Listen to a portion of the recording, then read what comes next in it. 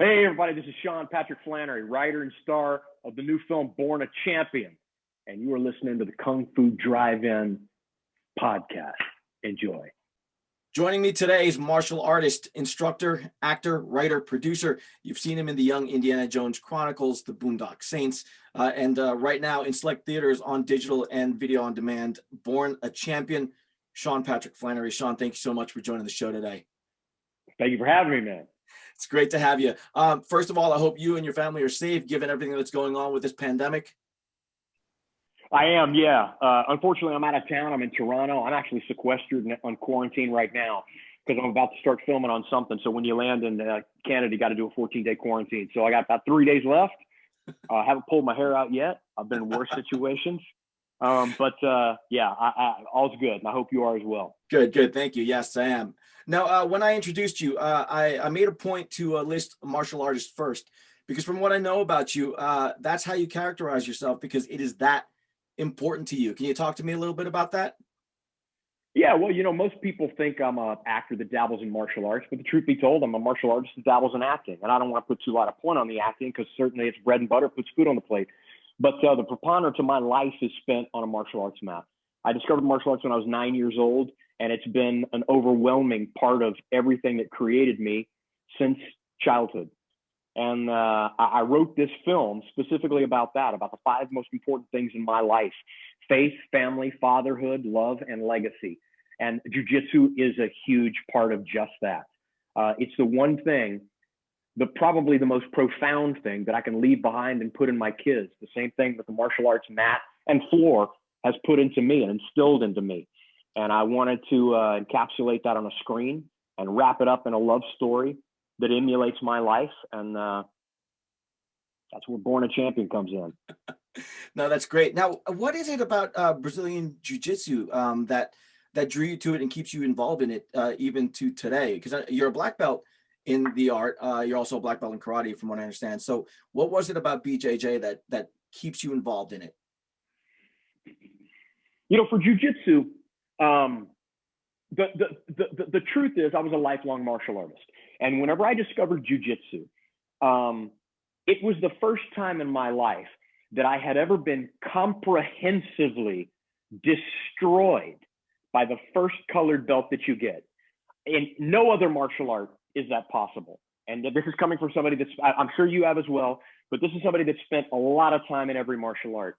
Taekwondo. If you take a Division I, University of Texas strong safety, and you put them up against a yellow belt in Taekwondo, and even if they're the same weight, the yellow belt is going to have more than a fight on his hands.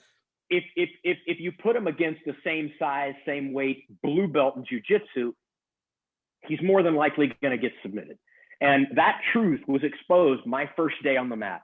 And it changed everything I knew and understood about martial arts. And there's 2 types of people in the world. The type of person that's ingrained in their way, and they say, well, in a real self-defense situation, I would have groin shot, eye gouged, elbowed. And then there's the type of people that's like, no, that dude, if I met him in a dark alley, would leave with every one of my possessions, and I need to learn that martial art. I was in the latter category. I was like, I need to know this because it was the truth. Yeah. I clapped hands with a blue belt who was 135 pounds soaking wet. I was doing triathlons at the time. I was a lifelong athlete at the highest level. And this dude choked me, arm lock, shoulder lock, wrist lock, knee ball. And I had no idea what this sorcery was. Yeah. No idea. And I decided to say, take everything that I have. In exchange, I'd like this power over another mortal. And that's truly how I became addicted, man. I became addicted because I got my butt handed to me. It got real fast, huh? Yes, it did, man. It did.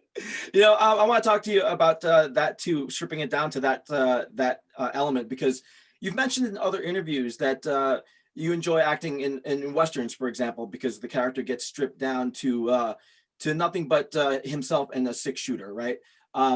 When you're talking about martial arts, though, that takes it back even further to just the man and the skills that he brings to the table. So something like Born a Champion must be so satisfying for you as a martial artist to play. Yeah, well, at my core, I believe everybody needs a little meritocracy in their life. And that's where the martial art comes in. It doesn't matter what background you come from. It doesn't matter what your income is. You're going to clap hands and someone's going to be the better man. And no letter of recommendation will keep you from getting tapped out. No letter of endorsement, no bank account will stop somebody from breaking your shoulder unless you do a simple gesture asking, please stop. Right there. That's all it takes. But that little flutter of the hand contains more humility than anything else in life. And of all the sports, you know, okay, if I go to the free throw line with LeBron, he's going to sink more. But at the end of the day, besting another man in conflict, one of our primal drives, is the ultimate test of a man. And I found that nothing hurts more than being bested in combat. Yeah. If I throw a fastball and they park it over the center field fence, I'm still going to sleep well at night. But if another man gets on top of me and I have to say, please let me up, that's a very different thing than having somebody hit a home run from your pitch.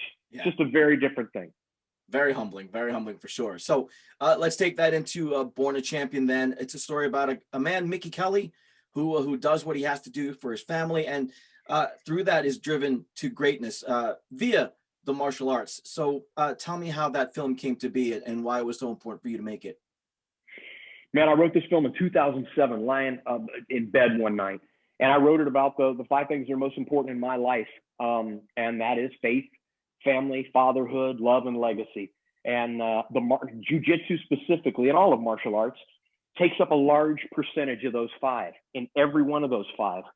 And I wanted to write a story that was that significant in my life. There's a great cast there. You got Katrina Bowden, Dennis Quaid, and one of the things that is so attractive about this film is the action that is involved in it. It's, you know, mixed martial arts, Brazilian jiu-jitsu. I have a lot of fight choreographers on the show, action directors, and a lot of that talk goes into how they deconstruct real martial arts, real fights to make it more movie ready, cinema ready. What went into crafting the fight scenes for this film? Reality. Yeah. I completely threw to the side what's going to look good and dynamic. I wanted to only include real world applicable fighting. And although this is incredibly impressive, I really wanted it to be roots, old school, violent jiu-jitsu. And it may be ugly, but it's the truth. I wanted a film that really illustrated the truth about old school violent jiu-jitsu. And hopefully I did it correctly. That's fantastic. So give the fans one thing that you want them to take away from this film. Family and love of family. And truly the fact that the only thing immortal is legacy. And that's what this film encompasses. Something that is so powerful, you want to leave it behind. Very cool. Sean Patrick Flannery, best of luck with the film. It looks great. You move amazingly, and as a martial artist, I'm excited to see what you bring to the table, especially for Brazilian Jiu-Jitsu. Best of luck on the release of the film that is out now in select theaters, on digital and video on demand. And continue to stay safe. And once you're out of that quarantine, continue making some great stuff, sir. I appreciate it, brother. Thank you.